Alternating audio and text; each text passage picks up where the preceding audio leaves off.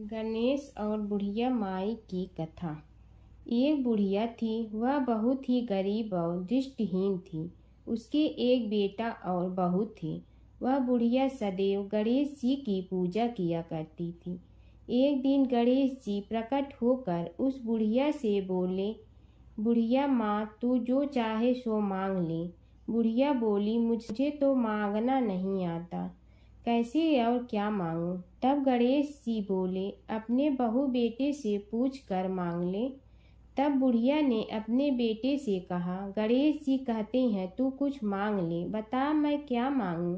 पुत्र ने कहा, माँ तू धन मांग ले। बहू से पूछा तो बहू ने कहा, नाती मांग ले। तब बुढ़िया ने सोचा कि ये तो अपने अपने मतलब की बात कर रहे हैं। अतः उस बुढ़िया ने पड़ोसन से पूछा तो उन्होंने कहा, बुढ़िया तू तो थोड़े दिन जियोगी, क्यों तू धन मांगो और क्यों नाती मांगे। तू तो अपनी आँखों की रोशनी मांग ले, जिससे तेरी जिंदगी आराम से कट जाए। इस पर बुढ़िया बोली, यदि आप प्रसन्न है तो मुझे 9 करोड़ की माया दे, निरोगी काया दे, अमर सुहाग दे, आँखों की रोशनी दे, नाती दे, पोता दे और सब परिवार को सुख दे और अंत में मोक्ष दे। यह सुनकर तब गणेश जी बोले, बुढ़िया माँ, तुमने तो हमें ठग लिया। फिर भी जो तूने मांगा है वचन के अनुसार सब तुझे मिलेगा। और यह कहकर गणेश जी अंतर ध्यान हो गए। उधर बुढ़िया माँ ने जो कुछ मांगा वह सब कुछ मिल गया। हे गणेश जी महाराज, जैसे तुमने उस बुढ़िया माँ को सब कुछ दिया वैसे ही सबको देना। बुढ़िया माई को मुक्ति दी तुलसी माता की कथा। एक बुढ़िया माई तुलसी जी को सींचती और कहती कि हे तुलसी माता, सत की दाता, मैं तेरा बिडला सींचती हूँ, मुझे बहू दे, पीताम्बर की धोती दे, मीठा मीठा घास दे, बैकुंठा में वास दे, चटक की चाल दे, पटक की मोत दे, चंदन का काठ दे, रानी सा राज दे, दाल भात का भोजन दे, 11 की मौत दे, कृष्ण जी का कंधा दे। तब तुलसी माता यह सुनकर सूखने लगी। तो भगवान ने पूछा कि हे तुलसी, तुम क्यों सूख रही हो। तुलसी माता ने कहा कि एक बुढ़िया रोज आती है और यही बात कह जाती है, मैं सब बात तो पूरा कर दूंगी, लेकिन कृष्ण का कंधा कहाँ से लाऊंगी। तो भगवान बोले, जब वो मरेगी तो मैं अपने आप कंधा दे आऊँगा, तू बुढ़िया माई से कह देना।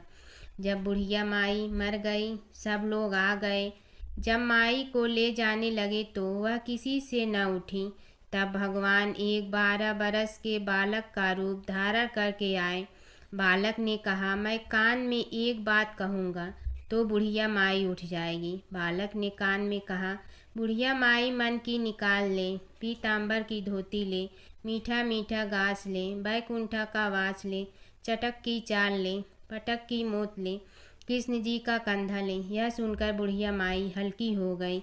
भगवान ने कंधा दिया और बुढ़िया माई को मुक्ति मिल गई।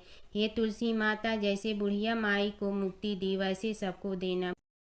एक बार एक नगर में एक मालिन रहती थी। उसके पति चल बसे थे। उसका एक 4 साल का पुत्र था। उसकी सास कठोर हृदय की स्त्री थी। वह बहू को बहुत तकलीफ देती थी। एक दिन सास ने बहू और पोते को घर से निकाल दिया। वे दोनों रोते हुए चलते चलते एक जंगल में जा पहुँचे। वहाँ एक बड़े पेड़ के नीचे बैठ गए। वहाँ से थोड़ी दूर पर एक गणेश जी का मंदिर था।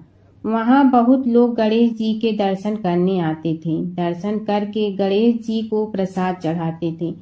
फिर वह प्रसाद सबको बांट देते थे। इस प्रसाद से माँ बेटे का गुजारा होने लगा। दोनों गणेश जी की पूजा पाठ में लग गए। एक दिन उन्होंने सोचा, क्यों न हम भी जंगल से फूल ला कर बेचें। वे रोज जंगल से फूल लाकर उसकी माला बनाकर बेचने लगे। साथ में पूजा की सामग्री और प्रसाद भी बेचने लगे। इससे उनको आमदनी होने लगी। गणेश जी की कृपा से आमदनी बढ़ने लगी। जल्दी ही उन्होंने एक मकान और एक दुकान बना लिया। एक राजा की लड़की मंदिर में रोज पूजा करने आती थी। मालिन के बेटे को देखकर राजकुमारी उस पर मोहित हो गई और उससे विवाह करने की सोचने लगी। उसने अपनी भाभी से अपने मन की बात कही। भाभी अनुभवी थी। उसने कहा, ये तो मालिन का बेटा है और तुम एक राजा की बेटी हो। यदि तुमने उससे विवाह किया तो तुम्हारी बहुत बेइज्जती होगी। पर राजकुमारी अपनी बात पर अड़ी रही। उसने कहा, मैंने तो प्रतिज्ञा कर ली है कि उसी से विवाह करूंगी। भाभी ने घर जाकर सारी बात राजा को बता दी। राजा ने मना नहीं किया और विवाह के लिए तैयार हो गए।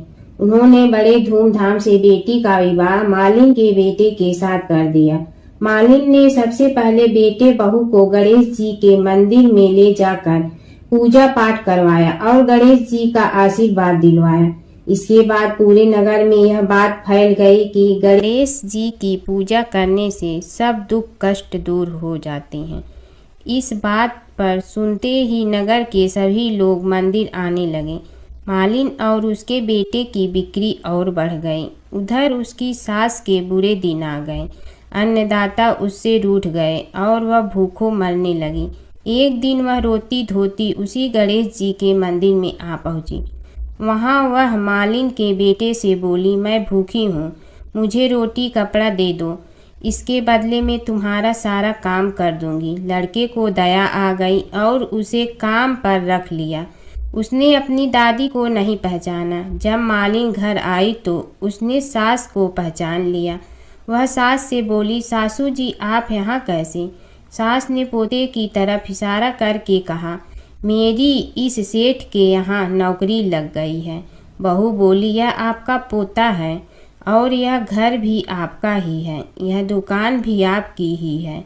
जब आपने हमें घर से निकाला तब गणेश जी ने हमारी रक्षा की।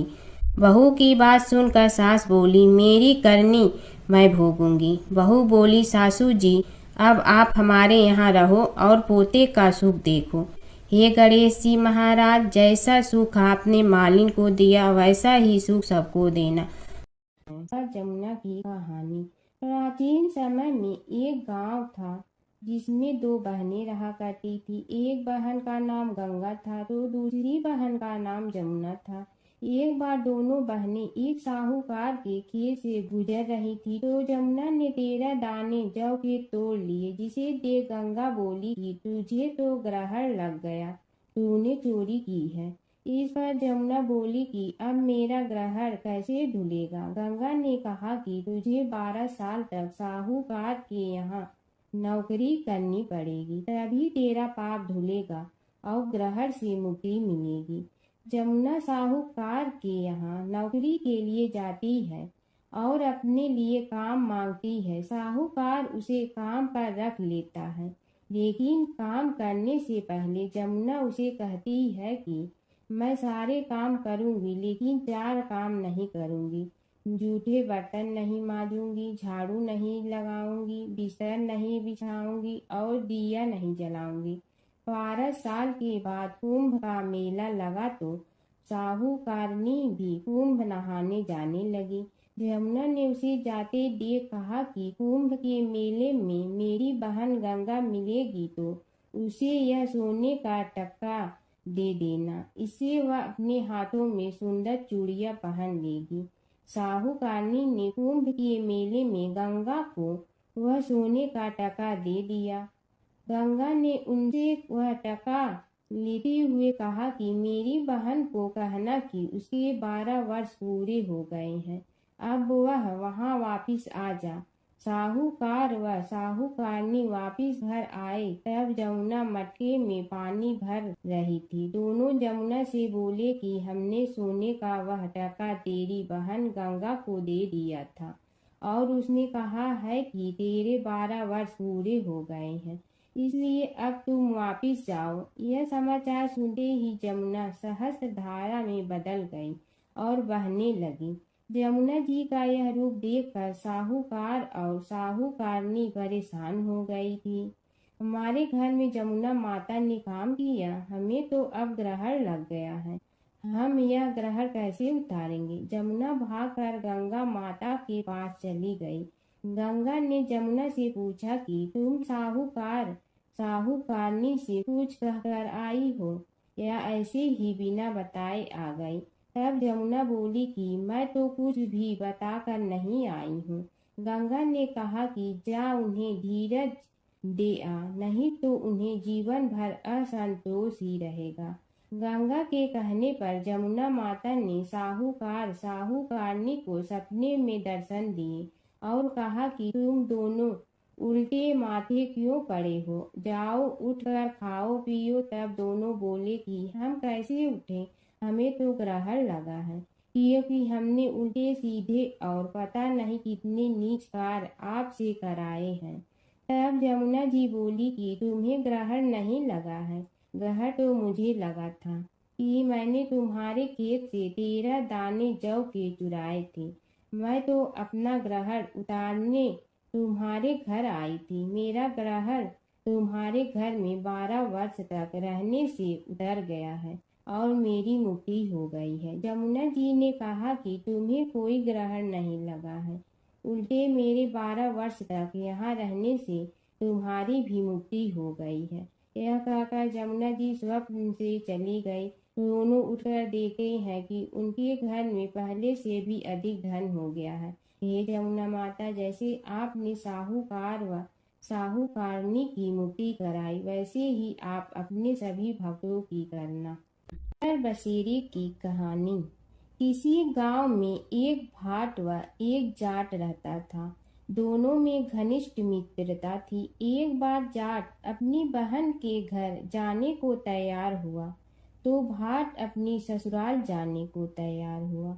दोनों साथ चल पड़े तो रास्ते में रुककर एक कुएं की मुंडेर पर बैठ गए। जाट ने भाट से कहा कि नगर बसेरा कर लेते हैं। इस पर भाट बोला कि तू ही नगर बसेरा कर ले, मैं तो अपनी ससुराल जा रहा हूँ, वहाँ खूब खातिर होगी मेरी, तू कर ले नगर बसेरा। जाट वहीं कुएं के पास बैठ पानी की घंटी और चावल का दाना लेकर नगर बसेरा करने लगा। नगर बसेरा करने के साथ जाट कहने लगा कि नगर बसेरा जो करे सो मल धोवे पाँव, ताता माड़ा तापसी देगी मेरी माँ, माँ देगी मावशी तेगी द्वारका का वास, मीठा मीठा घास वृंदावन का वास, 5 कुल्ठी छठी रास, मेरी जीवड़ो श्री कृष्ण के पास, डालू पानी हो जाए घी, झट से निकल जाए मेरा जी। यह सब कर कर के वह जाट बहन के पास चल पड़ा। जाट की बहन ने भाई के आने पर उसकी खातिर की खी बूरा के साथ भाई को जिमाया। दोनों ने बैठकर ढेर सारी बातें की। इधर भाट अपने ससुराल पहुंचा तो वहां आग लगी हुई थी। आग बुझाने वह भी लग गया, जिसमें हाथ मुंह भी काले हो गए और खुद भी थोड़ा सुलझ गया। ना रोटी ना पानी के लिए ही किसी ने पूछा। एक पड़ोसन आई तो उसने भाट की सास को कहा कि जमाई आया है, जरा उस आओ भगत कर लो। बुढ़िया बोली कि सब कुछ तो जल गया है, अब कहाँ से आओ भगत करूं। तब पड़ोसन ने ही भाट को एक रोटी के साथ छाछ दी। उसने वही खाकर गुजारा किया। शाम को दोनों फिर घर की ओर चल पड़े और रास्ते में मिल गए और एक दूसरे का हाल पूछा। भाट बोला कि मेरी ससुराल में तो आग लगी हुई थी, आग बुझाते मैं खुद काला हो गया हूँ, ना रोटी मिली ना पानी। जाट बोला कि मेरी तो बहुत खातिर हुई। फिर बोला कि मैंने कहा था ना कि नगर बसेरा कर ले, आ अब कर ले, लेकिन भाट ने फिर मना कर दिया। कहने लगा कि चाहे रोटी दे या न दे, तेरी तो माँ है, दही चूरमा का पेड़ा धरा पाएगा। भाट ने फिर नगर बसेरा नहीं किया, जाट ने कर लिया। नगर बसेरा जो करे सो मल धोए पाँव, ताता माड़ा तापसी देगी मेरी माँ, माँ देगी मावशी देगी द्वारका का वास, मीठा मीठा घास वृंदावन का वास, 5 कुल्ठी छठी रास, मेरा जीवड़ो श्री कृष्ण के पास, डालू पानी हो जाए घी, झट से निकल जाए मेरा जी। करके वह चल पड़ा। घर पहुँचते ही जाट की मौसी ने बहुत लाड प्यार किया। उधर भाट घर गया तो उसकी भैंस खो गई थी। बाप एक लाठी रखे तो दूसरी उठाए और कहने लगा कि ससुराल गया तो आग लगा दी, अब यहाँ आया तो भैंस खो दी। बाप ने कहा कि पहले भैंस लेकर आ, तभी रोटी पानी मिलेगा। सारा दिन भाट भैंस ढूंढता रहा, लेकिन उसे भैंस नहीं मिली। जाट और भाट की मुलाकात फिर से बाजार में हो गई। जाट ने भाट के हाल चाल पूछे तो भाट बोला कि आते ही भैंस खो गई, बस उसी दिन से भैंस ढूंढ रहा हूँ। रोटियां का तो पूछो ही मत। जाट ने कहा कि मैंने तो पहले ही कहा था कि नगर बसेरा कर ले। जाट की बात सुनकर भाट बोला कि तेरे नगर बसेरे में इतनी ताकत है तो चल अब कर लेते हैं। दोनों ने बैठकर नगर बसेरा किया। नगर बसेरा जो करे सो मल धोवे पाँव, ताता माड़ा तापसी देगी मेरी माँ। माँ देगी मौसी देगी द्वारका का वास, मीठा मीठा घास वृंदावन का वास। पाँच कुल की छठी रास मेरा जीवड़ो श्री कृष्ण के पास। डालू पानी हो जाए घी, झट से निकल जाए मेरा जी। दोनों के नगर बसेरा करने पर भाट जैसे ही आगे बढ़ा तो उसकी खोई भैंस मिल गई, जिसे लेकर घर पहुंचा। घर पहुंचते ही माँ ने कहा कि लड़के को आते ही घर से निकाल दिया, सारे दिन से ये भूखा प्यासा भटक रहा है। यह कहकर उसकी माँ ने उसको खूब खिलाया पिलाया। इस घटना के बाद सारे नगर में ढिंढोरा पिटवा गया कि तब कोई अपने पीहर या सास से आते जाते नगर बसेरा करें। जैसे भाट को नगर बसेरा करने का फल मिला, वैसे ही हर किसी को मिलेगी है। माता सीता की कथा। यह कहानी सीता माता कहती थी और श्री राम इसे सुना करते थे।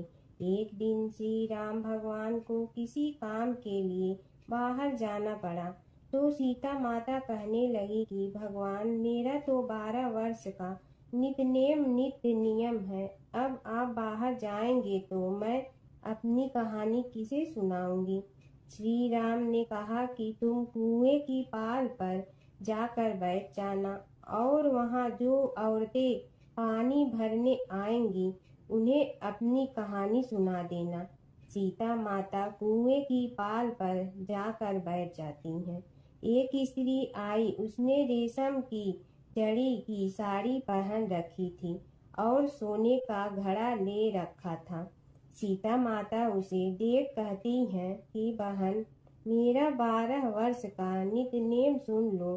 पर वह स्त्री बोली कि मैं तुम्हारा नित्य नेम सुनूंगी तो मुझे घर जाने में देरी हो जाएगी और मेरी सास मुझसे लड़ेंगी। उसने कहानी नहीं सुनी और चली गई। उसकी रेशम जड़ी की साड़ी फट गई, सोने का घड़ा मिट्टी के घड़े में बदल गया। सास ने देखा तो पूछा कि ये किसका दोष अपने सिर लेकर आ गई है। बहू ने कहा कि कुएं पर एक औरत बैठी थी, उसने कहानी सुनने के लिए कहा, लेकिन मैंने सुनी नहीं, जिसका यह फल मिला है। बहू की बात सुनकर अगले दिन वही साड़ी और घड़ा लेकर सास कुएं की पाल पर गई। सास को वहीं माता सीता बैठी मिली, तो माता सीता ने कहा कि बहन, मेरी कहानी सुन लीजिए। सास बोली कि एक बार छोड़, मैं तो 4 बार कहानी सुन लूंगी। राम आए लक्ष्मण आए, देश के पुजारी आए, नित नेम का नेम लाए, आओ राम बैठो राम। तपी रसोई जियो राम, माखन मिश्री खाओ राम। दूध बतासा पियो राम, सूत के पलका मोठो राम। साल दुसाला पोठो राम, साल दुसाला ओढ़ो राम। जब बोलो जब राम ही राम, राम संवारे सबके काम। खाली घर भंडार भरेंगे, सबका बेड़ा पार करेंगे। श्री राम जय जय राम। सास बोली कि बहन, कहानी तो बहुत अच्छी लगी। कहानी सुनकर सास घर चली गई और उसकी साड़ी फिर से रेशम जड़ी की बन गई। मिट्टी का घड़ा फिर सोने के घड़े में बदल गया। बहू कहने लगी, सासू माँ, आपने ये सब कैसे किया। सास ने कहा कि बहू तू दोष लगा के आई थी और मैं अब दोष उतार कर आ रही हूँ। बहू ने फिर पूछा कि वह कुएं वाली स्त्री कौन है। सास बोली कि वे सीता माता थी। वे पुराने से नया कर देती हैं, खाली घर में भंडार भर देती हैं। वह लक्ष्मी जी का वास घर में कर देती हैं। आदमी की जो भी इच्छा हो उसे पूरा कर देती हैं। बहू बोली कि ऐसी कहानी मुझे भी सुना दो। सास बोली कि ठीक है, तुम भी सुनो। और सास ने कहानी शुरू की। राम आए लक्ष्मण आए, देश के पुजारी आए, नित नेम का नेम लाए, आओ राम बैठो राम, तपी रसोई जियो राम, माखन मिश्री खाओ राम, दूध बतासा पियो राम, सूत के पलका मोठो राम, साल दुसाला पोठो राम, साल दुसाला ओढ़ो राम, जब बोलो जब राम ही राम, राम संवारे सबके काम, खाली घर भंडार भरेंगे, सबका बेड़ा पार करें, श्री राम जय जय राम। कहानी सुनकर बहू बोली कि कहानी तो बहुत अच्छी है। सास ने कहा कि ठीक है, इस कहानी को रोज कहा करेंगे। अब सास बहू रोज सवेरे उठती, नहाती धोती और पूजा करने के बाद नितनेम की सीता की कहानी कहती। एक दिन उनके यहाँ एक पड़ोस की औरत आई और बोली कि बहन जरा सी आँच दे ना। तो वह बोली कि आज तो अभी हमने जलाई ही नहीं। पड़ोसन ने कहा कि तुम सुबह 4 बजे से उठकर क्या कर रही हो। फिर उन्होंने कहा कि सुबह उठकर हम पूजा करते हैं, फिर सीता माता की नितनेम की कहानी कहते हैं। पड़ोसन ने उसकी बात सुनकर फिर कहा कि सीता माता की कहानी कहने से तुम्हें क्या मिलता है। वे बोली कि इनकी कहानी कहने से घर में भंडार भर जाते हैं, सारे काम सिद्ध होते हैं, मन की इच्छा भी पूरी हो जाती है। पड़ोसन कहती है कि बहन ऐसी कहानी तो मुझे भी सुना दो। फिर वह बोली कि ठीक है, तुम भी यह कहानी सुन लो। राम आए लक्ष्मण आए, देश के पुजारी आए, नित नेम का नेम लाए, आओ राम बैठो राम। सारी कहानी सुनने के बाद पड़ोसन कहने लगी, बहन कहानी तो मुझे बहुत अच्छी लगी। अब वह पड़ोसन भी नित नेम सीता माता की कहानी कहने लगी। कहानी कहने से सीता माता ने पड़ोसन के भी भंडार भर दिए। अब तो पूरे मोहल्ले में नित नेम की कथा चल पड़ी। हर किसी की मनोकामना पूरी होने लगी। हे सीता माता, जैसे आपने उनके भंडार भरे वैसे ही आप हमारे भी भंडार भरना, सबकी भरना, कहानी सुनने वाले के भी और कहानी कहने वाले के भी। एक समय की बात है कि विष्णु भगवान का विवाह लक्ष्मी जी के साथ निश्चित हो गया। विवाह की तैयारी होने लगी। सभी देवताओं को निमंत्रण भेजे गए, परंतु गणेश जी को निमंत्रण नहीं दिया। कारण जो भी रहा हो, अब भगवान विष्णु की बारात जाने का समय आ गया। सभी देवता अपनी पत्नियों के साथ विवाह समारोह में आए। उन सब ने देखा कि गणेश जी कहीं दिखाई नहीं दे रहे हैं। तब वे आपस में चर्चा करने लगे कि क्या गणेश जी को कोई न्योता नहीं दिया है या स्वयं गणेश जी ही नहीं आए हैं। सभी को इस बात पर आश्चर्य होने लगा। तभी सब ने विचार किया कि विष्णु भगवान से ही इसका कारण पूछा जाए।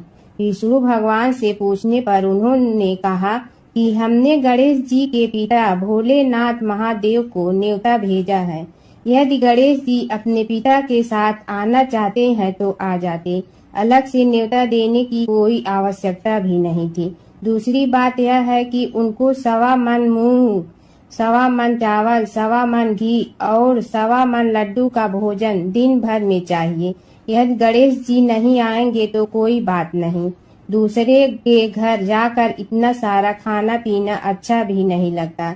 इतनी वार्ता कर ही रहे थे कि किसी एक ने सुझाव दिया, यदि गणेश जी आ भी जाए तो उनके द्वारपाल बनाकर बैठा देंगे कि आप घर की याद रखना। आप तो चूहे पर बैठकर धीरे धीरे चलोगे तो बारात से बहुत पीछे रह जाओगे।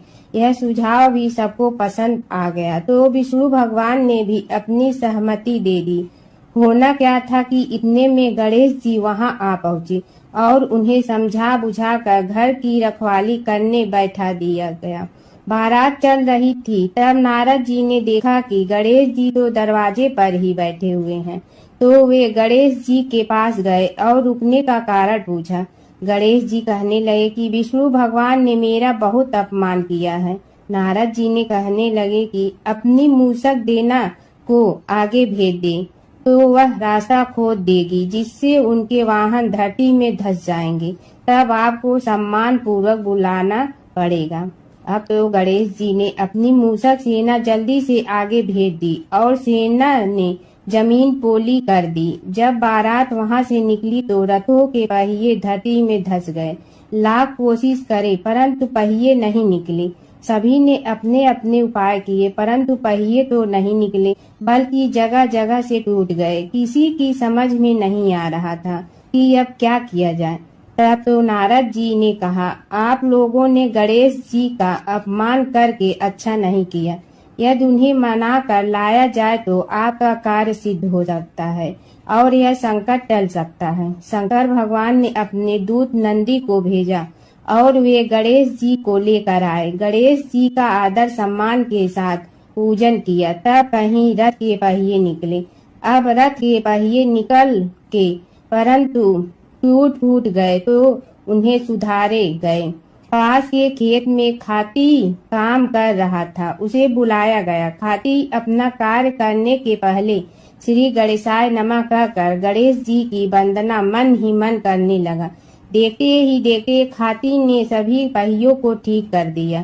तब खाती कहने लगा कि हे देवताओं, आपने सर्वप्रथम गणेश जी को नहीं मनाया होगा और न ही उनकी पूजन की होगी, इसीलिए तो आपके साथ यह संकट आया है।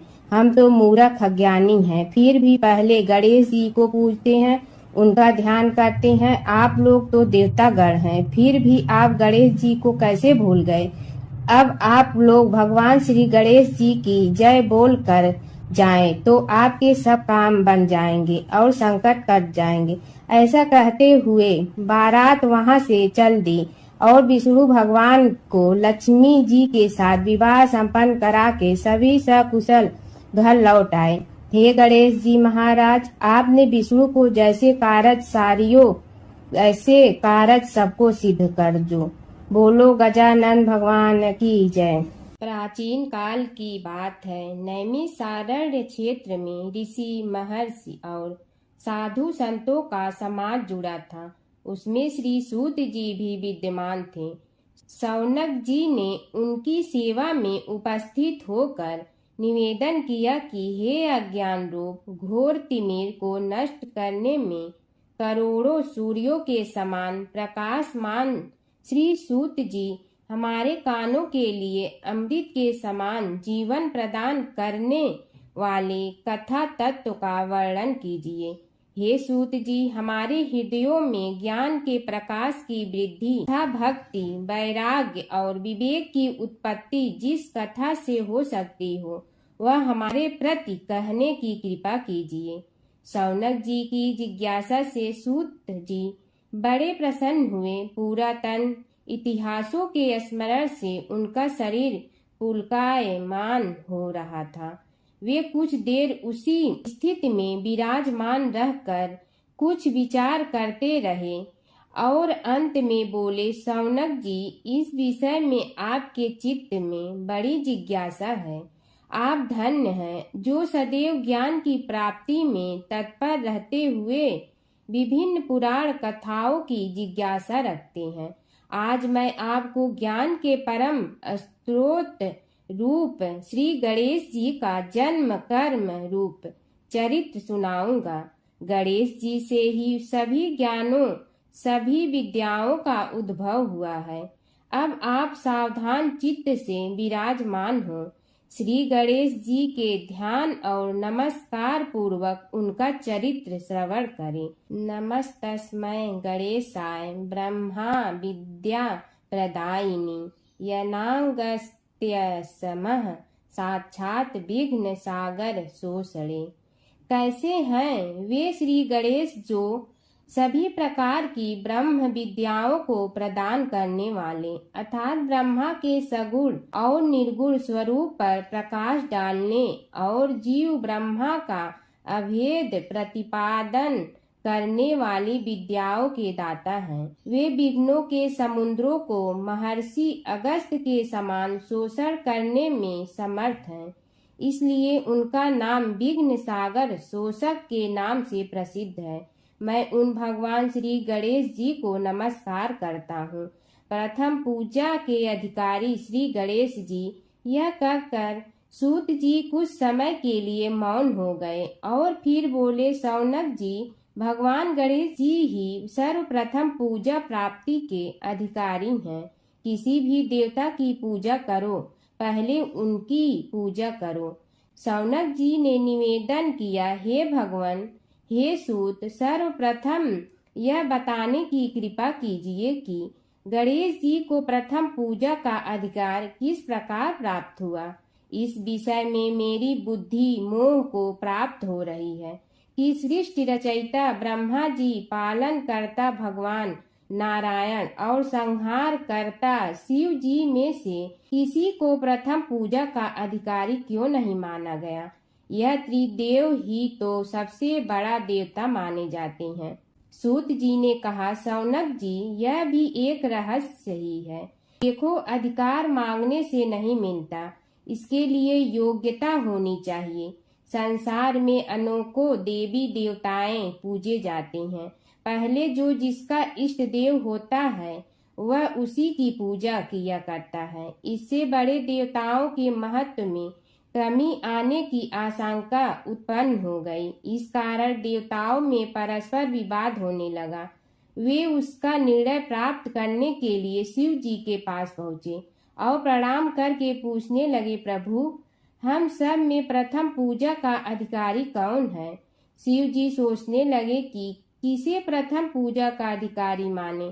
तभी उन्हें एक युक्ति सूझी। बोले, देवगण, इसका निपटारा बातों से नहीं तथ्यों से होगा। इसके लिए एक प्रतियोगिता रखनी होगी, शिव की परिक्रमा करने की प्रतियोगिता।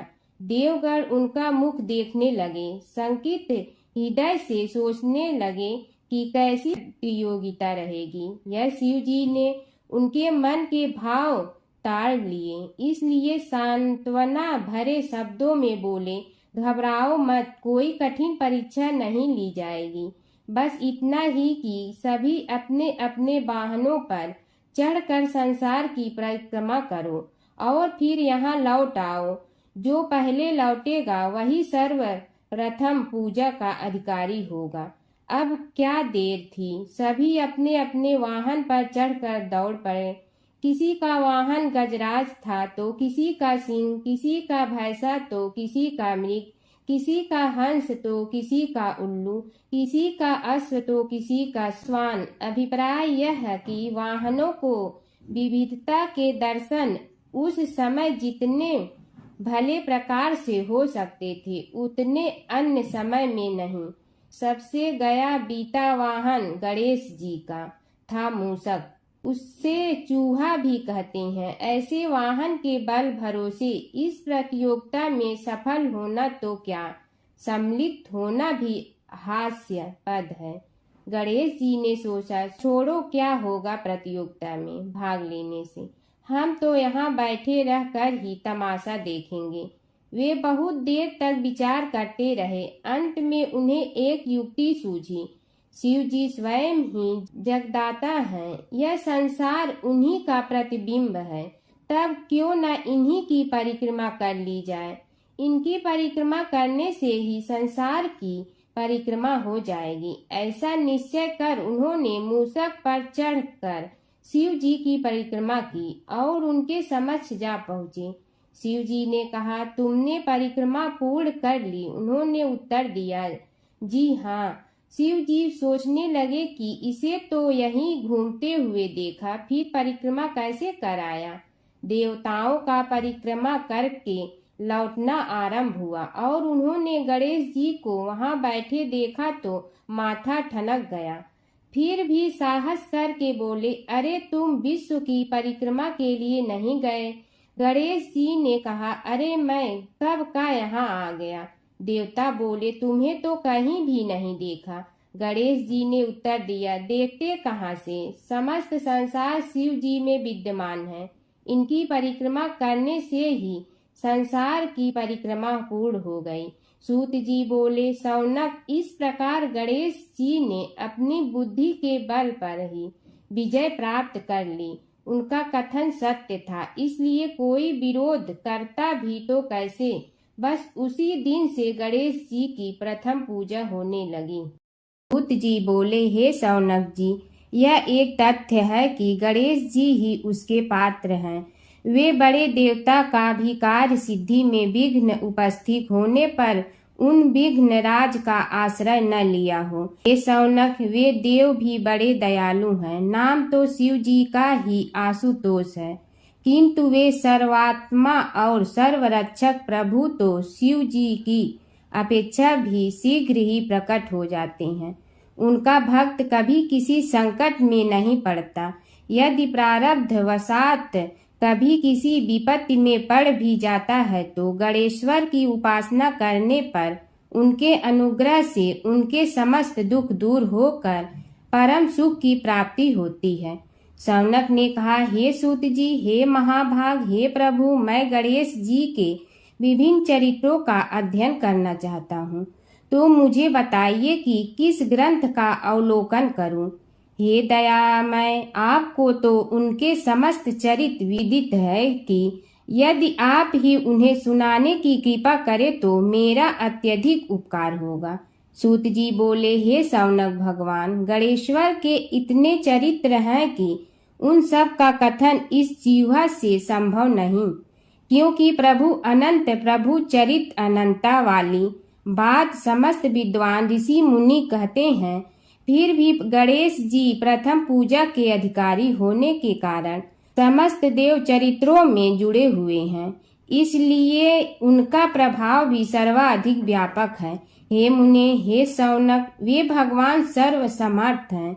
वे सभी का तिरस्कार करने में समर्थ हैं, किंतु उनका तिरस्कार कोई भी नहीं कर सकता। यह त्रिलोक्य उन्हीं भगवान के संकेत पर नित्य करता है। इसकी समस्त क्रियाएं उन्हीं की इच्छा पर आश्रित हैं। हे शौनक भगवान गणेश्वर स्वयं कहते हैं, शिवे विष्णु च शक्तौ च सूर्ये मयि निराधिप यो भेद बुद्धि योगः स सम्य योगुः मतो मम। हे नरेश्वर, हे वरेण्य, शिव, विष्णु, शक्ति, सूर्य और मुझ गणेश में जो अभेद बुद्धि योग है, मेरे मत में वही सम्यक योग है। इससे यह भी सिद्ध है कि समस्त देवता उन्हीं के स्वरूप हैं। वे ही भगवान विभिन्न कार्य रूपों के अनुसार अपना भिन्न भिन्न नाम रखते हैं। हे मुनि श्रेष्ठ, उन सब देवताओं के चरित्र भी उन्हीं गणराज के चरित्र हैं। यद्यपि सब चरित्र एक ही ग्रंथ में मिलने में संभव नहीं है, फिर भी गणेश्वर के अनेकों प्रमुख चरित्रों का वर्णन गणेश पुराण में हुआ है। राजा सोमकांत का वृत्तांत कथन। शौनक जी ने पूछा, हे प्रभु, गणेश पुराण का आरंभ किस प्रकार हुआ, यह मुझे बताने की कृपा करें। इस पर सूत जी ने कहने लगे, हे शौनक, यद्यपि गणेश पुराण है तो बहुत प्राचीन, क्योंकि भगवान गणेश्वर तो आदि हैं। न जाने कब से गणेश जी अपने उपासकों पर कृपा करते चले आ रहे हैं। उनके अनंत चरित्र हैं, जिनका संग्रह एक महापुराण का रूप ले सकता है। उसे एक बार भगवान नारायण ने नारद जी को और भगवान ने शंकर और जगन जननी पार्वती जी को सुनाया था। बाद में वही पुराण संक्षेप रूप में ब्रह्मा जी ने महर्षि वेद व्यास को सुनाया और फिर व्यास जी ने महर्षि भृगु को सुनाया। भृगु ने कृपा करके सौराष्ट्र के एक राजा सोमकांत को सुनाया था। तब से वह पुराण अनेक कथाओं में विस्तृत होता रहा और अनेक कथाओं से रहित होता हुआ अनेक रूप में प्रचलित है। शौनक जी ने पूछा, भगवान, आप यह बताने का कष्ट करें कि राजा सोमकांत कौन था। उसने महर्षि से गणेश पुराण का श्रवण कहाँ किया था, उस पुराण के श्रवण से उसे क्या क्या उपलब्धियां हुई।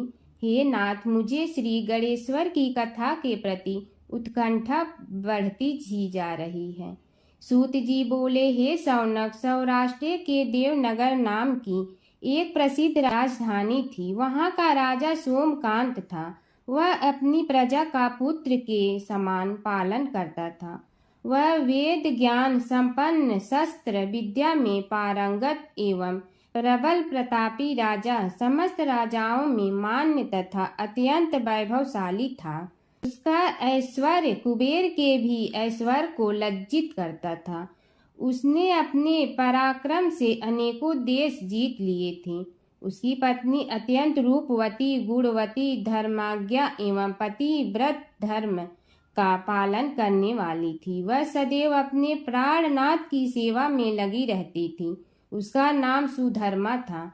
जैसे वह पतिव्रता थी, वैसे ही राजा भी एक पत्नी व्रता का पालन करने लगा।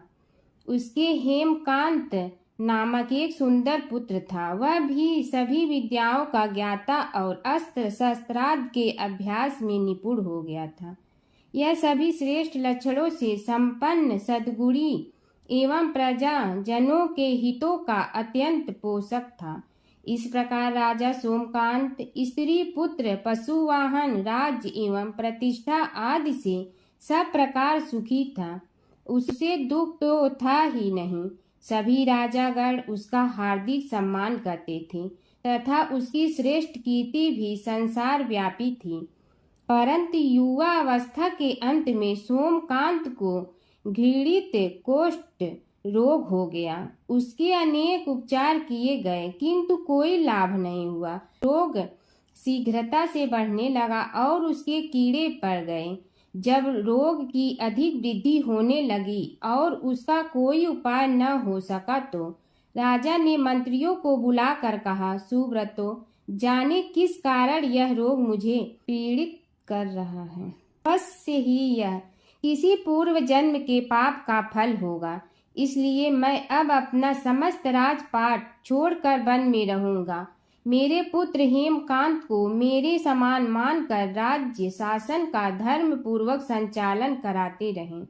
यह कहकर राजा ने शुभ दिन दिखवाकर अपने पुत्र हेमकांत को राज्य पद पर अभिषेक किया और अपनी पत्नी सुधर्मा के साथ निर्जन वन की ओर चल दिया। प्रजापालक राजा के वियोग में समस्त प्रजा जन अश्रु बहाते हुए उनके साथ चले गए। राज्य की सीमा पर पहुंचकर राजा ने अपने पुत्र अमात्यगण और प्रजा जनों को समझाया, आप सब लोग धर्म के जानने वाले, श्रेष्ठ आचरण में तत्पर एवं सहृदय हैं। यह संसार तो वैसे भी परिवर्तनशील है। जो आज है वह कल नहीं था और आने वाले कल में भी नहीं रहेगा। इसलिए मेरे जाने से दुख का कोई कारण नहीं है। मेरे स्थान पर मेरा पुत्र सभी कार्यों को करेगा। इसलिए आप सब उसके अनुशासन में रहते हुए उसे सदैव सम्मान करते रहें। फिर पुत्र से कहा, बेटा, यह स्थिति सभी के समझ आती रही है। हमारे पूर्व पुरुष भी परंपरागत रूप से वृद्धावस्था आने पर वन में जाते रहे हैं। मैं कुछ समय पहले ही वन में जा रहा हूँ, तो कुछ पहले या पीछे जाने में कोई अंतर नहीं पड़ता। यदि कुछ वर्ष बाद जाऊं तब भी मोह का त्याग करना ही होगा। इसलिए हे वत्स, तुम दुखित मत हो और मेरी आज्ञा मानकर राज्य शासन को ठीक प्रकार चलाओ।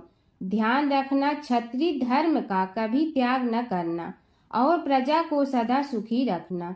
इस प्रकार राजा सोमकांत ने सभी को समझा बुझाकर वहां से वापस लौट आया और स्वयं अपनी पतिव्रता भार्या के साथ वन में प्रवेश किया। पुत्र हेमकांत के आग्रह से उसने सुबल और ज्ञान गम्य नामक 2 आत्माओं को भी साथ ले लिया। उन सब ने एक समतल एवं सुंदर स्थान देखकर वहां विश्राम किया। तभी उन्हें एक मुनि कुमार दिखाई दिया। राजा ने उससे पूछा, तुम कौन हो, कहाँ रहते हो? यदि उचित समझो तो मुझे बताओ। मुनि बालक ने कोमल बाणी में कहा, मैं महर्षि भृगु का पुत्र हूँ। मेरा नाम च्यवन है। हमारा आश्रम निकट में ही है। अब आप भी अपना परिचय दीजिए। राजा ने कहा, मुनि कुमार, आपका परिचय पाकर मुझे बड़ी प्रसन्नता हुई। मैं सौराष्ट्र के देवनगर नामक राज्य का अधिपति रहा हूँ। अब अपने पुत्र को राज्य देकर मैंने अरण्य की शरण ली है। मुझे कुष्ठ रोग अत्यंत पीड़ित किए हुए हैं। उसकी निवृत्ति का कोई उपाय करने वाला हो तो कृपा कर मुझे बताइए। मुनि कुमार ने कहा, मैं अपने पिताजी से अपना वृतांत कहता हूँ, फिर वे जैसा कहेंगे आपको बताऊंगा। यह कहकर मुनि बालक चला गया और कुछ देर में ही आकर बोला, राजन, मैंने आपका वृतांत अपने पिताजी को बताया। उनकी आज्ञा हुई है कि आप सब मेरे साथ आश्रम में चलकर उनसे भेंट करें, तभी आपके रोग के विषय में भी विचार किया जाएगा। राजा सोमकांत के पूर्व जन्म का वृत्तांत भृगु द्वारा वर्णन। राजा अपनी पत्नी और अमात्यों के सहित च्यवन के साथ साथ भृगु आश्रम में जा पहुंचा और उन्हें प्रणाम कर बोला, हे भगवान, हे महर्षि, मैं आपकी शरण हूँ। आप मुझ कुष्ठी पर कृपा कीजिए। महर्षि बोले, राजन, यह तुम्हारे किसी पूर्व जन्म कृत पाप का ही उदय हो गया है। इसका उपाय मैं विचार करके बताऊंगा। आज तो तुम सब स्नान आज से निवृत्त होकर रात्रि विश्राम करो। महर्षि की आज्ञा अनुसार सबने स्नान भोजन आदि के उपरांत रात्रि व्यतीत की और प्रातः काल स्नान आदि नित्य कर्मों से निवृत्त होकर महर्षि की सेवा में उपस्थित हुए। महर्षि ने कहा, राजन, मैंने तुम्हारे पूर्व जन्म का वृतांत जान लिया हूँ और यह भी विदित कर लिया है कि किस पाप के फल से तुम्हें इस रोग की प्राप्ति हुई है। यदि तुम चाहो तो उसे सुना दूं। राजा ने हाथ जोड़कर निवेदन किया, बड़ी कृपा होगी मुनिनाथ, मैं उसे सुनने के लिए उत्कंठित हूँ। महर्षि ने कहा, तुम पूर्व जन्म में एक धनवान वैश्य के लाडले पुत्र थे। वह वैश्य विंध्याचल के निकट कौलहार नामक ग्राम में निवास करता था। उसकी पत्नी का नाम सुलोचना था। तुम उसी वैश्य दंपत के पुत्र हुए। तुम्हारा नाम कामद था। तुम्हारा लालन पालन बड़े लाड चाव से हुआ। उन्होंने तुम्हारा विवाह एक अत्यंत सुंदरी वैश्य कन्या से कर दिया था, जिसका नाम कुटुम्बिनी था। यद्यप तुम्हारी भार्या सुशीला थी और तुम्हें सदैव धर्म में निरत देखना चाहती थी, किंतु तुम्हारा स्वभाव वासनांध होने के कारण दिन प्रतिदिन उज्जवल होता जा रहा था। किंतु माता पिता भी धार्मिक थे, इसलिए उनके सामने तुम्हारी उछलता दबी रही। परंतु माता पिता की मृत्यु के बाद तुम निरंकुश हो गए और अपनी पत्नी की बात भी नहीं मानते थे। तुम्हें अनाचार में प्रवृत्त देखकर उसे दुख होता था, तो भी उसका कुछ बस न चलता था। तुम्हारी उन्मत्तता चरम सीमा पर थी। अपनों से भी द्वेष और क्रूरता का व्यवहार किया करते थे। हत्या आदि कराते थे। तुम्हारे लिए सामान्य बात हो गई। पीड़ित व्यक्तियों ने तुम्हारे विरुद्ध राजा से पुकार की। अभियोग चला और तुम्हें राज्य की सीमा से भी बाहर चले जाने का आदेश हुआ। तब तुम घर छोड़कर किसी निर्जन वन में रहने लगे। उस समय तुम्हारा कार्य लोगों को लूटना और हत्या करना ही रह गया। एक दिन माध्याह्न काल था। गुणवर्धक नामक एक विद्वान ब्राह्मण उधर से निकला। बेचारा अपनी पत्नी को लिवाने के लिए ससुराल जा रहा था। तुमने उस ब्राह्मण युवक को पकड़कर लूट लिया। प्रतिरोध करने पर उसे मारने लगे तो वह चित्कार करने लगा, मुझे मत मार, मत मार, देख मेरा दूसरा विवाह हुआ है। मैं पत्नी को लेने के लिए जा रहा हूँ। किंतु तुम तो क्रोधवश में ऐसे लीन हो रहे थे कि तुमने उसकी बात सुनकर भी नहीं सुनी। जब उसे मारने लगे तो उसने श्राप दे दिया, अरे हत्यारे, मेरी हत्या के पाप से तो सहस्त्र कल्प तक घोर नरक भोगोगे। तुमने उसकी कोई चिंता न की और सिर काट लिया। राजन, तुमने ऐसी ऐसी एक नहीं बल्कि अनेक निरीह हत्याएं की थी, जिनकी गणना करना भी पाप है। इस प्रकार इस जन्म में तुमने घोर पाप कर्म किए थे, किंतु बुढ़ापा आने पर जब अशक्त हो गए तब तुम्हारे साथ जो क्रूर कर्मा थे वे भी किनारा कर गए। उन्होंने सोच लिया कि अब तो इसे खिलाना भी पड़ेगा, इसलिए मरने दो यहीं।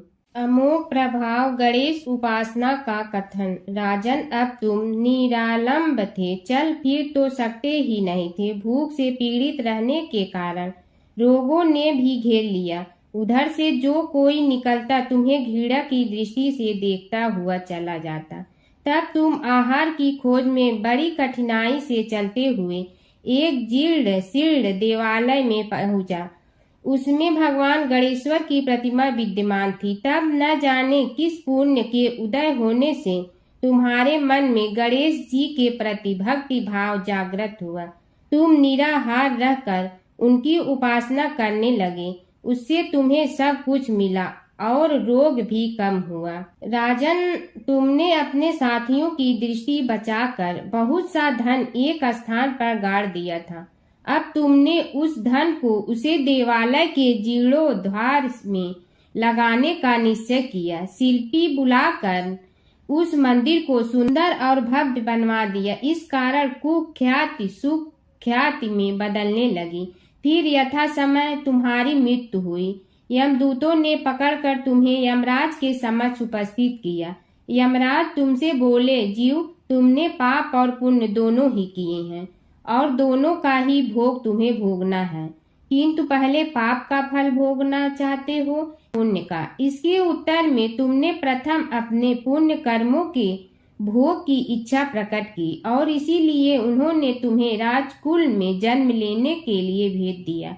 पूर्व जन्म में तुमने भगवान गणाध्यक्ष का सुंदर एवं भव्य मंदिर बनवाया था, इसलिए तुम्हें सुंदर देह की प्राप्ति हुई। यह कहकर महर्षि भृगु कुछ रुके। उन्होंने देखा कि राजा को इस वृतांत पर शंका हो रही है। तभी महर्षि के शरीर में असंख्य विकराल पक्षी उत्पन्न होकर राजा की ओर झपटे। उनकी चोंच बड़ी तीक्ष्ण थी, जिनसे वे राजा के शरीर को नोच नोच कर खाने लगे। उसके कारण उत्पन्न असहनीय पीड़ा से व्याकुल हुए राजा ने महर्षि के समक्ष हाथ जोड़कर निवेदन किया, प्रभु, आपका आश्रम तो समस्त द्वेष आदि से परे है और यहाँ मैं आपकी शरण में बैठा हूँ। तब यह पक्षी मुझे आकर ही क्यों पीड़ित कर रहे हैं? हे मुनिनाथ, इनसे मेरी रक्षा कीजिए।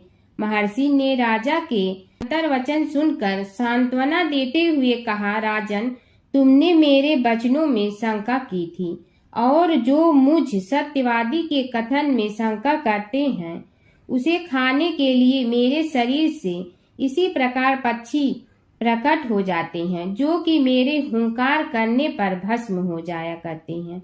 यह कर महर्षि ने हुंकार की और तभी वे समस्त पक्षी भस्म हो गए। राजा श्रद्धावनत होकर उनके समक्ष अश्रुपात करता हुआ बोला, प्रभु, अब आप पाप से मुक्त होने का उपाय कीजिए। महर्षि ने कुछ विचार कर कहा, राजन, तुम पर भगवान गणेश्वर की कृपा सहज रूप से है और वे ही प्रभु तुम्हारे पापों को भी दूर करने में समर्थ हैं। इसलिए तुम उनके पाप नाशक चरित्रों का श्रवण करो।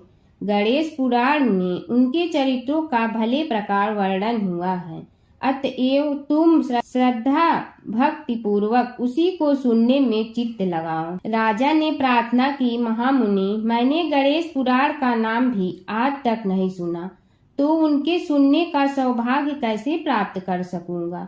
हे नाथ, आपसे अधिक ज्ञानी और प्रकांड विद्वान और कौन हो सकता है? आप ही मुझ पर कृपा कीजिए। महर्षि ने राजा की दीनता देखकर उसके शरीर पर अपने कमंडल का मंत्रपूत जल छिड़का। तभी राजा को एक छींक आई और नासिका से एक अत्यंत छोटा काले वर्ण का पुरुष बाहर निकल आया। देखते देखते वह बढ़ गया। उसके भयंकर रूप को देखकर राजा कुछ भयभीत हुआ, किंतु समस्त आश्रमवासी वहां से भाग गए। वह पुरुष महर्षि के समक्ष हाथ जोड़कर खड़ा हो गया। उन्हें उसकी ओर देखा और कुछ उच्च स्वर में बोले, तू कौन है, क्या चाहता है? वह बोला, मैं साक्षात पाप हूँ। समस्त पापियों के शरीर में मेरा निवास है। आपके मंत्रपूत जल के स्पर्श से मुझे विवश होकर राजा के शरीर से बाहर निकलना पड़ा है। अब मुझे बड़ी भूख लगी है, बताइए क्या खाऊं और कहाँ रहूं? महर्षि बोले, तू उस आम के अवकाश स्थान में निवास कर और उसी वृक्ष के पत्ते खाकर जीवन निर्वाह कर। यह सुनते ही वह पुरुष आम के वृक्ष के पास पहुंचा, किंतु उसके स्पर्श मात्र से वह वृक्ष जलकर भस्म हो गया। फिर जब पाप पुरुष को रहने के लिए कोई स्थान दिखाई न दिया तो वह भी अंतर्हित हो गया। एक समय की बात है, एक भाई बहन रहते थे। बहन का नियम था कि वह अपने भाई का चेहरा देखते ही खाना खाती थी। हर रोज वह सुबह उठती थी और जल्दी जल्दी सारा काम करके अपने भाई का मुंह देखने के लिए उसके घर जाती थी। एक दिन रास्ते में एक पीपल के नीचे गणेश जी की मूर्ति रखी थी। उसने भगवान के सामने हाथ जोड़कर कहा कि मेरे जैसा अमर सुहाग और मेरे जैसा अमर पीहर सबको दीजिए। यह कहकर वह आगे बढ़ जाती है। जंगल के झाड़ियों के कांटे उसके पैरों में चुभा करते थे। एक दिन भाई के घर पहुंची और भाई का मुंह देखकर बैठ गई तो भाभी ने पूछा, पैरों में क्या हो गया है? यह सुनकर उसने भाभी को जवाब दिया कि रास्ते में जंगल के झाड़ियों के गिरे हुए कांटे पांव में चुभ गए हैं। जब वह वापस अपने घर आ जाए तब भाभी ने अपने पति से कहा कि रास्ते को साफ करवा दो, आपकी बहन के पांव में बहुत सारे कांटा चुभ गए हैं। भाई ने तब कुल्हाड़ी लेकर सारी झाड़ियों को काटकर रास्ता साफ कर दिया, जिससे गणेश जी का स्थान भी वहां से हट गया। यह देखकर भगवान गुस्सा हो गए और उसके भाई के प्राण हर लिए।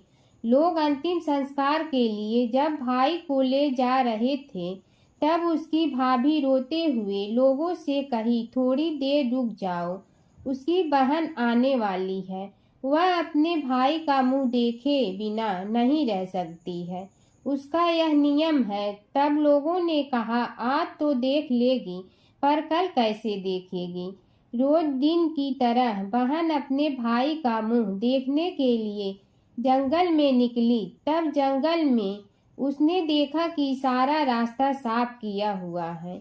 जब वह आगे बढ़ी तो उसने देखा कि सिद्धि विनायक को भी वहां से हटा दिया गया है। तब उसने जाने से पहले गणेश जी को एक अच्छे स्थान पर रखकर उन्हें स्थान दिया और हाथ जोड़कर बोली, भगवान मेरे जैसा अमर सुहाग और मेरे जैसा अमर पीहर सबको देना।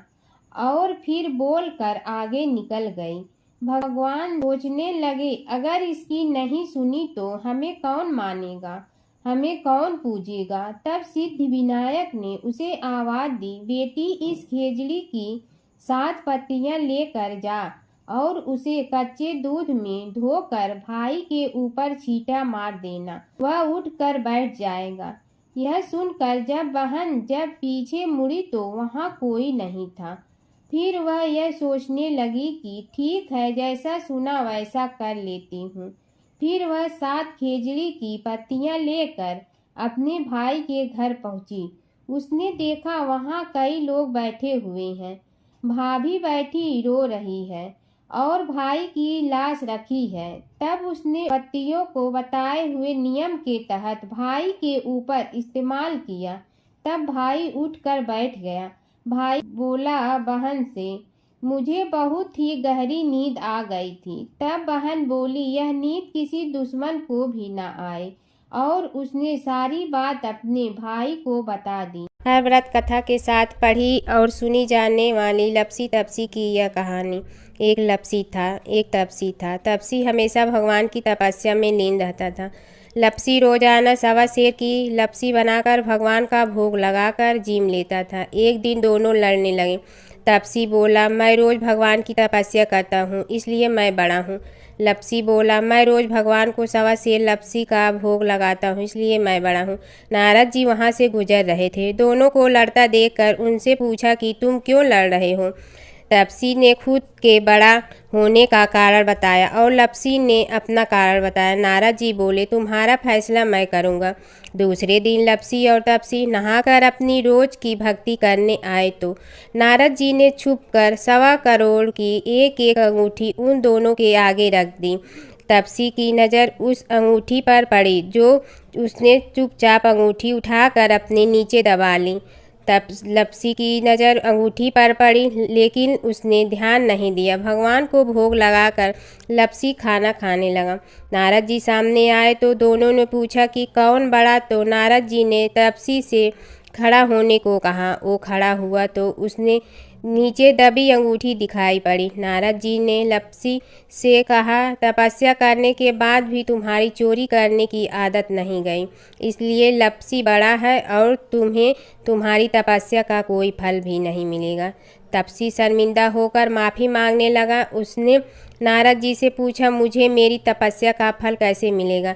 नारद जी ने कहा, यदि कोई गाय और कुत्ते की रोटी नहीं बनाएगा तो फल तुम्हें मिलेगा। यदि कोई ब्राह्मण को भोजन करवा कर दक्षिणा नहीं देगा तो फल तुम्हें मिलेगा। यदि कोई साड़ी के साथ ब्लाउज नहीं देगा तो फल तुझे मिलेगा। यदि कोई दिए से दिया जलाएगा तो फल तुम्हें मिलेगा। यदि कोई सारी कहानी सुने लेकिन तुम्हारी कहानी नहीं सुने तो फल तुझे मिलेगा। उसी दिन से हर व्रत कथा कहानी के साथ लपसी तपसी की कहानी भी सुनी और कही जाती है। ओम जय जगदीश हरे, स्वामी जय जगदीश हरे। भक्त जनों के संकट क्षण में दूर करे। ओम जय जगदीश हरे। जो ध्यावे फल पावे, दुख बिन दे मन का। सुख संपत्ति घर आवे, कष्ट मिटे तन का। ओम जय जगदीश हरे।